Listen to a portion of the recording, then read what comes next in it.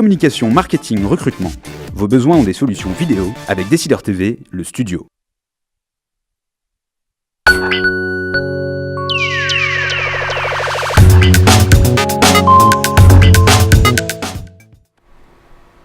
Bonjour à tous, bienvenue pour ce nouveau numéro des Décideurs du Net. Je suis ravie de vous retrouver et comme d'habitude, Nicolas James est à mes côtés tout au long de cette émission.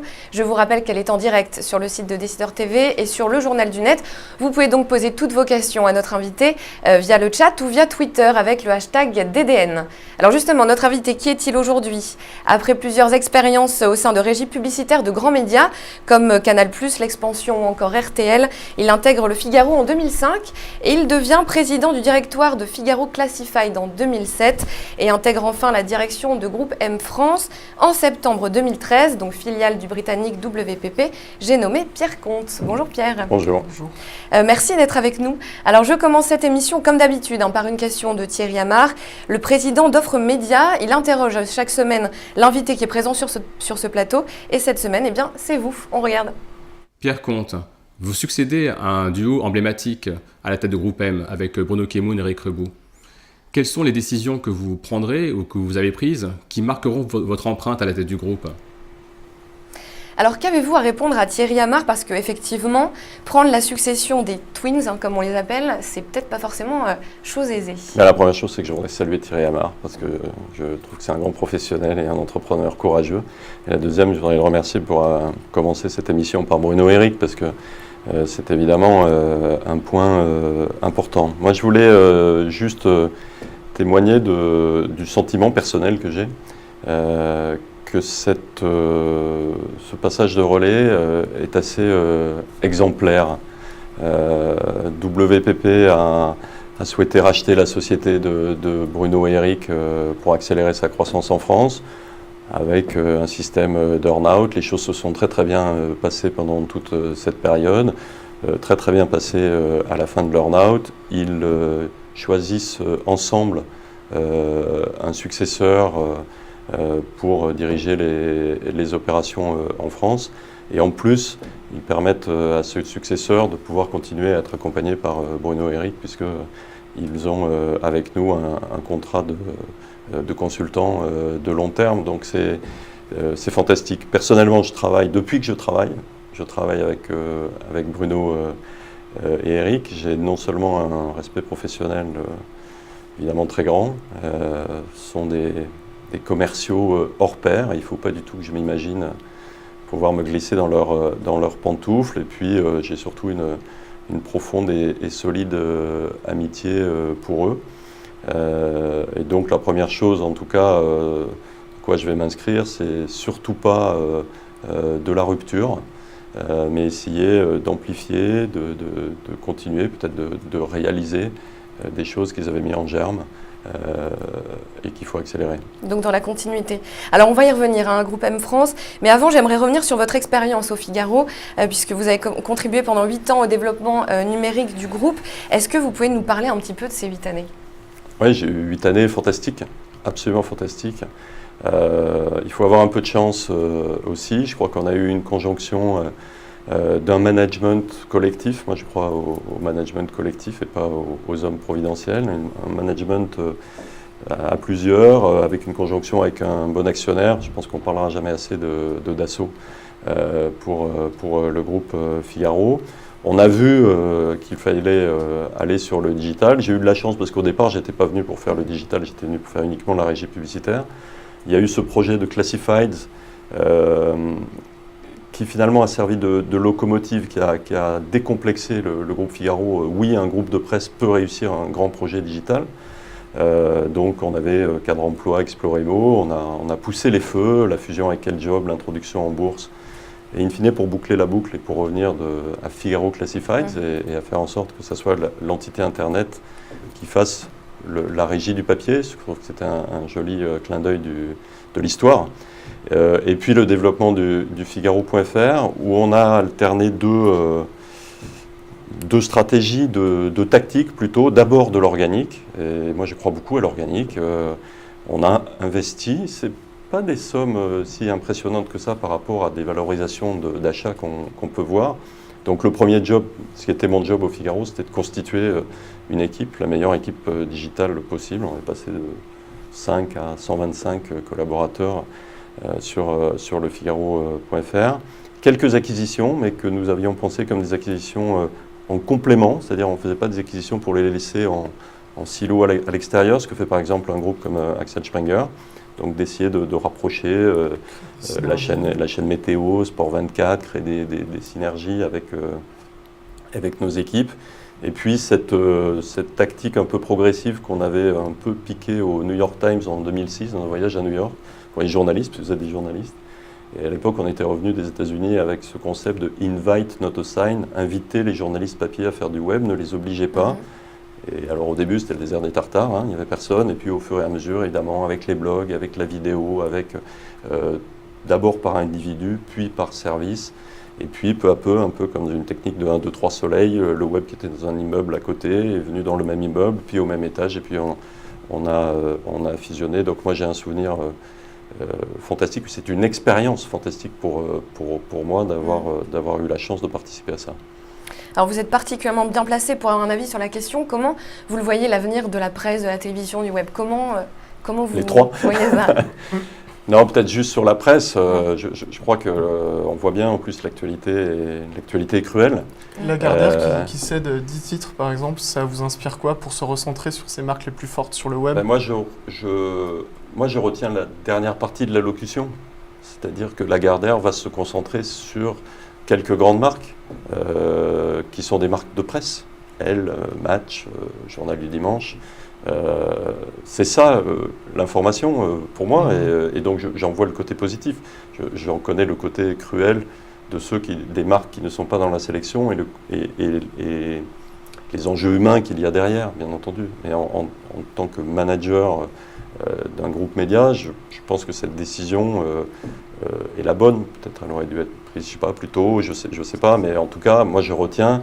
Lagardère va investir sur ces grandes marques. Vous pensez que c'est trop compliqué quand on a un groupe média d'avoir vraiment des pôles très divers? En fait, on est obligé de se recentrer sur un cœur de Je crois que c'était une grande chance du groupe Figaro d'avoir finalement, il y a bien sûr le TV Magazine, mais d'avoir finalement presque une marque unique. Et que du coup, l'ensemble des actions est déterminé par rapport à une seule marque. Et c'est très compliqué, la mutation d'une rédaction, c'est très compliqué, les investissements, c'est très compliqué, le marketing digital de chaque marque, c'est très compliqué. Si vous avez 15 marques, vous avez votre investissement marketing qui est divisé par 15. Donc, je crois que les concurrences sont telles aujourd'hui, parce que finalement, le digital a simplement ouvert la boîte à concurrence. On est en concurrence avec les télés, avec les pure players, avec un groupe de presse ne peut pas espérer défendre 20 marques. En tout cas, moi, c'est ma conviction. Par contre, les meilleures des marques de presse, avec la capacité de créer un contenu original, propriétaire, on est déjà dans des droits, et qui a suffisamment investi ou bien investi pour devenir une puissance digitale, et demain, sans doute une puissance CRM et data, puisqu'on finit par oublier que les marques de presse vendent une partie de leurs services et donc ont des clients, contrairement aux télé. Je pense que ces marques-là, ces entreprises-là seront bien armées. Donc voilà, ce sont des choix difficiles, ce sont des périodes d'investissement. Mais moi, je suis intimement persuadé que des marques comme, je ne vais pas parler du Figaro tout le temps pendant cette interview, Le Monde, Le Figaro, Les Échos sur les affaires, le business to business, ont leur carte à jouer. C'est pas facile, mais elles ont leur carte à jouer. Voilà. Alors, on a déjà beaucoup de questions d'internautes. Paul demande comment s'est passé votre départ du groupe Figaro et pourquoi avoir accepté la présidence de Groupe M? Écoutez, le départ du groupe Figaro était rapide. Voilà, et puis j'ai eu beaucoup de chance derrière parce qu'il se trouve que j'ai eu la chance d'avoir plusieurs propositions. Donc il y avait 2 propositions de médias très vite et une proposition d'agence média. L'agence média, c'était Groupe M. Je connais bien Groupe M, d'abord parce qu'il y a beaucoup de gens qui y travaillent. Ces dernières années, ils m'ont plusieurs fois approché, ils m'ont rappelé quasiment le lendemain du jour de mon départ du Figaro. Et là, j'ai poussé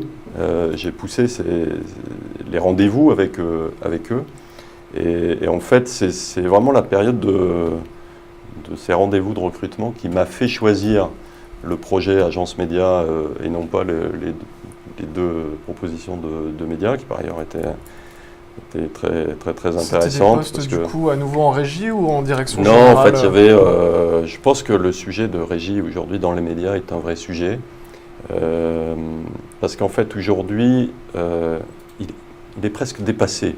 C'est pas du tout péjoratif hein, dans mon esprit. Les groupes médias ont aujourd'hui des capacités de proposer des services à des clients qui vont bien au-delà de l'espace traditionnel classique du support. Hein. Évidemment, il y a tous les sujets de contenu avec les limites déontologiques qui vont les accompagner. Il y a tous les sujets de marketing qui vont tourner autour plus ou moins de la personnalisation des messages. Il y a tous les projets d'événementiel qu'on peut faire. Et souvent, la régie, fussent-elles des régies intégrées, très intégrées, ne domine pas tous ces sujets-là. Et en fait, le vrai potentiel aujourd'hui des groupes médias, il est, à mon avis, placé dans des patrons, des éditeurs, mais qui sont des éditeurs business, qui ont la capacité de mettre en branle toutes les capacités de leur marque, de leur entreprise pour répondre. Et quelquefois, malheureusement, les régies sont presque un peu en retard dans ce qu'elles ont en vitrine par rapport à la réalité des services potentiels des médias. Donc c'est ça. Donc non, ce n'était pas des offres de régie. Je n'aurais pas été intéressé par une offre de régie parce que malheureusement, le Figaro m'a donné la chance d'être un peu dans cette position-là et d'avoir un espèce de grand stretch. Et c'est ça qui m'intéressait. Voilà. Alors si on revient quand même sur GroupM, moi j'ai eu plein de rendez-vous parce que comme vous l'avez compris, GroupM c'est une société un peu compliquée. WPP c'est une société et donc j'ai eu plein de rendez-vous avec plein de gens et des gens très variés finalement et à chaque rendez-vous j'ai été un peu plus attiré par rejoindre ce projet pour deux raisons.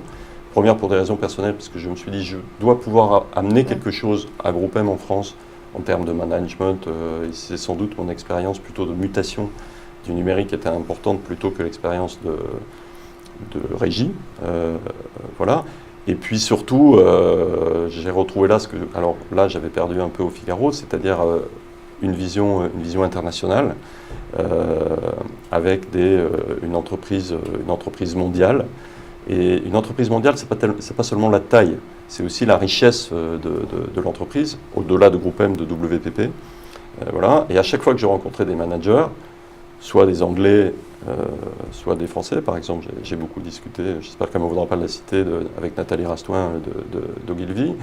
Je me disais, ce groupe est intéressant, il y a des choses à faire, et c'est comme ça que j'ai basculé du côté agence média.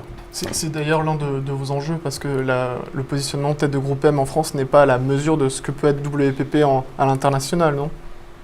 On va dire, vous avez en tout cas des perspectives de croissance à aller chercher. Écoutez, la première chose, je voulais témoigner d'une chose. J'ai eu la chance pendant mes entretiens d'embauche de rencontrer Martine Sorel.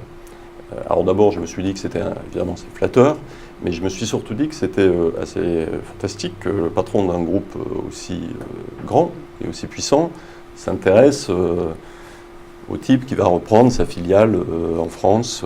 Voilà. Et ce qui m'a frappé dans le discours de Martine Sorel, je m'attendais un peu à un anglais cynique et France bashing. Eh bien, pas du tout. Il avait un argumentaire très construit sur ok, en ce moment ça va pas très bien, mais fondamentalement, la France est un pays qui restera pour nous un pays stratégique parce que il a des arguments, il a cité la techno et les ingénieurs. Quand on voit le succès de Criteo hier soir, je crois qu'on est tout à fait en cohérence. Donc ça aussi, ça a joué. Alors effectivement, à l'intérieur de WPP, il y a un nombre de sociétés fantastiques. Je suis incapable de vous les citer, j'en ai découvert plein.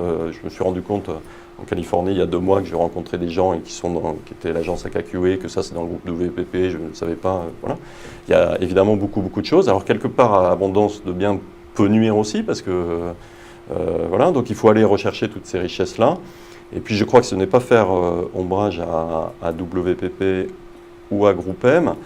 La notoriété de WPP, alors Groupe M, je ne vous en parle pas, en France, est très très loin des standards internationaux. Et là, je ne vous parle pas de Londres, je vous parle de tous les autres pays du monde. Donc il y a un enjeu incontestable de travailler, d'améliorer, notamment la notoriété de Groupe M, mais ça passera aussi par sans doute des actions WPP. Et ça, c'est un des axes que vous souhaitez développer, notoriété, visibilité, crédibilité. Marine demande quelle est la stratégie de Groupe M pour talonner ses concurrents. Pour les devancer. Non, je vais rester modeste. Je pense que, d'abord, il faut vraiment rester modeste dans ce métier.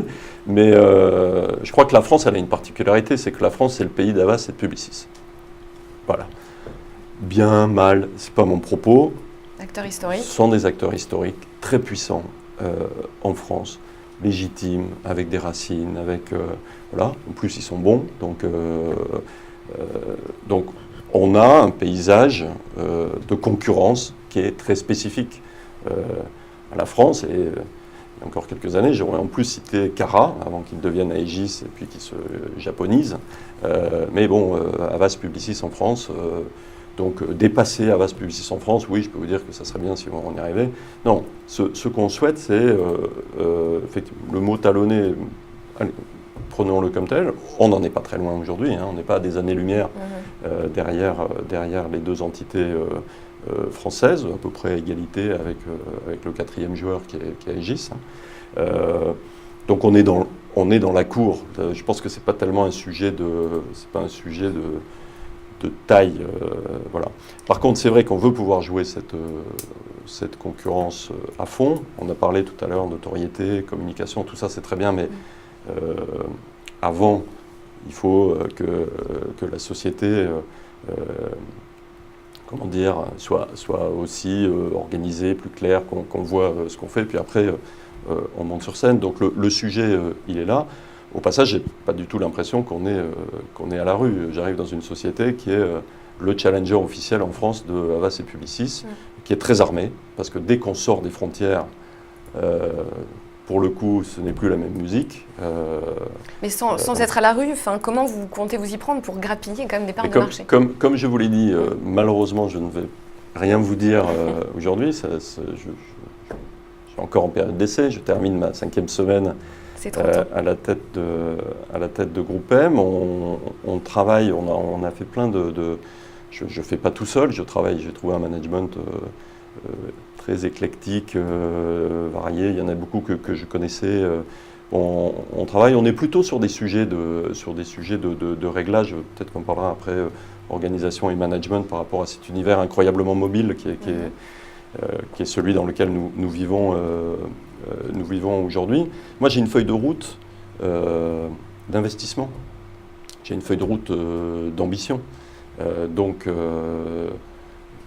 je pense que dans les semaines et les mois à venir, on donnera des signes de cette ambition, que ce soit en prenant des initiatives sur des nouveaux métiers, en recrutant des talents et éventuellement même en se positionnant sur des acquisitions qui pourraient nous faire gagner du temps ou nous améliorer de façon globale. L'un des gros leviers de croissance et d'acquisition qu'on peut identifier, c'est clairement le mobile. On a vu, Facebook a publié son chiffre d'affaires pour le 3e trimestre. 50% de leur chiffre d'affaires publicitaire provient du mobile. Par exemple, comment est-ce que vous comptez adresser cette problématique? Parce que c'est vrai que pour l'instant, on voit que la publicité display traditionnelle ne marche pas trop. Vous avez un peu des réflexions par rapport à ce sujet-là? On a beaucoup plus que des réflexions, et d'ailleurs ça prouve bien qu'on a un petit sujet de notoriété. On a aujourd'hui, avec une société qui est spécialisée qui s'appelle Joule, je suis un professionnel média, je ne savais pas que cette société existait, donc ça prouve bien qu'il y a un sujet, où on a un très bon staff, une super équipe, et où on est sans doute les premiers acheteurs du mobile aujourd'hui en France. D'accord. Personne ne le sait. À nous de le faire savoir, à nous de voir comment on fait grossir ça. Le sujet devient, après c'est toujours le même sujet. À la fois il nous faut évidemment des spécialistes, des ultra spécialistes de chaque spécialité, j'ai failli dire sous-spécialité du monde digital, et là il y en a 50. Et à la fois le propos n'est pas là. Le propos est de faire en sorte que chacune de ces spécialités, peut-être les unes après les autres, deviennent génériques dans l'ensemble de la maison et soient infusées par l'ensemble de la maison. Donc, en votre réponse, le premier, on va pousser Joule, qui est une très jolie petite boîte, très pointue, très compétente. On va essayer de faire en sorte qu'il se développe encore plus vite avec son management. Et puis, on va aussi demander à Joule et puis aux différents managers de la maison de s'assurer à ce qu'au fur et à mesure, cette culture mobile, du média mobile, qui est si importante effectivement aujourd'hui, grandissent et touchent tout le monde. Tout le monde. Personne ne peut être exclu de la culture mobile aujourd'hui. En tout cas, dans 2 ans, ça sera plus possible. Alors vous parliez tout à l'heure de l'organisation, du management. C'est vrai que les agences médias font face donc à une vraie révolution numérique, avec des nouveaux modes de consommation, des parcours médias vraiment entremêlés. Comment ça se passe en interne justement pour organiser tout ça, pour manager les différents... C'est le sujet, le sujet principal. Alors si on simplifie, les choses, à quoi sommes-nous confrontés? D'abord, on va quand même parler de ce qui est le plus important, ce sont nos clients.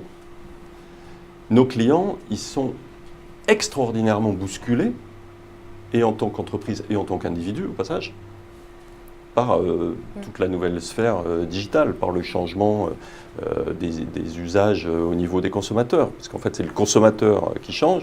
Ils sont challengés sur leur mode de distribution. Est-ce que je fais du e-commerce ou pas? Comment je le fais par rapport à mon mode de distribution classique? Regardez ce qui se passe dans la grande distribution aujourd'hui avec les drives. Tout ça, c'est une révolution incroyable. Alors déjà, on a des clients qui sont quand même extrêmement bougés. Voilà. De l'autre côté, on a des médias. Alors soit il y a des nouveaux médias.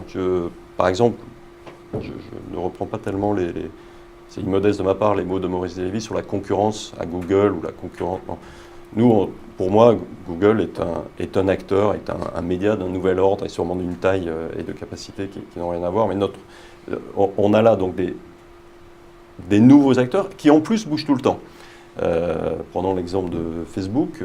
Facebook se présente aujourd'hui comme une plateforme de services marketing, une plateforme de marketing quasi universelle.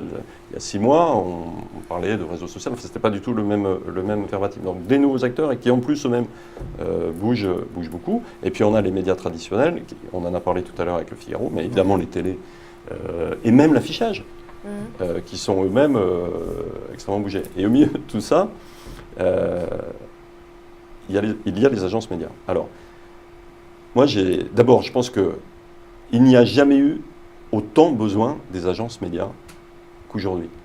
Plus c'est compliqué, plus il y a de discipline, plus il y a de diafoirus aux 4 coins de la rue sur telle ou telle micro-discipline, plus on a besoin d'une entité qui assure une cohérence et une mesure potentielle de l'ensemble des actions. Mais évidemment, la responsabilité sur l'agence média, qui est quand même une société de service, donc nous, on n'a pas d'industrie, on n'a que des hommes. En toute logique, nous devons, par nature, être beaucoup plus agiles que et nos clients et les médias avec qui on traite. Ça veut dire que fondamentalement, nous devons être dans une culture de re-engineering constant de la façon dont nous sommes organisés pour pouvoir répondre au mieux au sujet en fait de chaque client. Donc évidemment c'est compliqué, mais déjà alors moi j'étais inconvaincu que les privilèges acquis, les jardins privatifs, ce qu'on appelle les silos, c'est un drame dans les entreprises parce que c'est ça qui ralentit. Alors dans une agence média c'est encore pire, il faut qu'on soit ultra adaptive. Vous voyez, j'ai déjà des mots anglais plein la bouche, c'est pas bien, c'est dangereux. Mais donc voilà, c'est un sujet de management, plus que d'organisation, de management. Dans les relations qui lient par exemple les régies et les annonceurs, il y a aussi, et au milieu les agences, il y a tout un débat qui aujourd'hui se porte sur l'application de la loi Sapin, qui est un peu remise en question par l'arrivée des ad exchange, donc c'est la vente des espaces publicitaires aux enchères et en temps réel. On a vu que la DGCCRF enquêtait dessus, allait bientôt rendre ses conclusions. Quelle est la position de GroupM là-dessus et la vôtre? Parce que je crois que d'ailleurs GroupM a cette particularité d'avoir créé une structure dédiée à toutes les activités de trading desk. En fait. Oui, on n'a pas... je vais passer sur la traduction, rapidement sur la traduction actuelle de ce que nous avons fait. On est parti un peu plus tard, parce qu'effectivement, on avait des sujets, alors j'en parle d'autant plus que j'étais pas là, mais je trouve que la façon dont les choses ont été approchées était la bonne. Donc on a proposé une formule qui est différente de celle de l'achat RTB, de celle de certains de nos confrères. Moi, ce que je trouve un peu triste aujourd'hui, c'est que on attaque ce sujet-là par le mauvais bout de la lorgnette, qui est... alors la transparence est très important, hein, mais je pense que la collectivité des annonceurs, des agences médias et de l'ensemble des médias, parce que quand même ils sont plus ou moins directement concernés dans les histoires d'ad exchange, devrait quand même se poser un petit peu et regarder comment on doit appréhender les choses. La loi Sapin, elle a 20 ans. Ok, 93, il n'y avait pas Internet, on est dans un autre monde. Donc de poser la question de l'adaptation globale de la loi Sapin n'est pas un sacrilège. Et les annonceurs ne doivent pas voir les agences médias qui disent ça comme si elles étaient des capteurs. C'est pas vrai, il faut revoir ce système-là pour qu'il puisse être adapté et que ces fondements qui sont justes, le fondement de la transparence, puissent être adaptés aux techniques actuelles. Donc je ne sais pas ce que va dire la DGCCRF, ce qu'il en sortira. Moi je retiens surtout sur ce qu'est cet achat RTB. J'ai eu la chance de pouvoir participer avec Amaury Média, TF1, la régie de TF1 et la régie de Lagardère à la création de la place média. Donc on a travaillé sur ces sujets-là. Il est évident que c'est le sens de l'histoire. C'est-à-dire il y aura de plus en plus d'achats administrés au RTB. La peur de destruction de valeur que peuvent avoir certains groupes. Je reviendrai, bien sûr, je reviendrai dessus. On n'a pas fini de réfléchir au RTB actuel, qu'on est déjà en train de basculer. Alors les spécialistes me diront, Pierre, tu en parles, ça ne se passe pas comme ça. Premier élément, le mobile, la vidéo vont rentrer dans ces achats RTB. Deuxième élément, on va injecter, ça commence par exemple, je peux parler de la place média que je connais moins mal que d'autres, à injecter la data. Et donc là, on est non seulement dans un achat RTB, mais en plus, on est dans un achat de plus en plus sophistiqué avec de l'addition de valeur. Qu'est-ce que c'est? C'est de l'achat d'espace, c'est du marketing, qu'est-ce que c'est? C'est de l'achat d'audience finalement. Il faut bien en discuter. Alors là, on est super loin des capacités de la loi Sapin. Donc il faut adapter ce sujet. Et enfin, dernier point, celui que vous disiez, est-ce que c'est de la destruction de valeur ou pas? Nous, on s'est toujours dit que, quand je dis nous, c'était au groupe Figaro, mais je dis nous parce que finalement, c'est comme ça qu'on doit travailler aussi. Quand il y a quelque chose de nouveau qui arrive, ça ne sert à rien de faire l'autruche, de se mettre dans la tranchée, si on détermine que cet élément amène, ce qui est incontestable, de la valeur pour les clients, pour les annonceurs. Okay. Donc il faut regarder comment le faire. Et quant au groupe média par rapport à ça, s'ils n'y vont pas, ils vont s'exclure d'un trend inéluctable. Donc ils doivent y aller.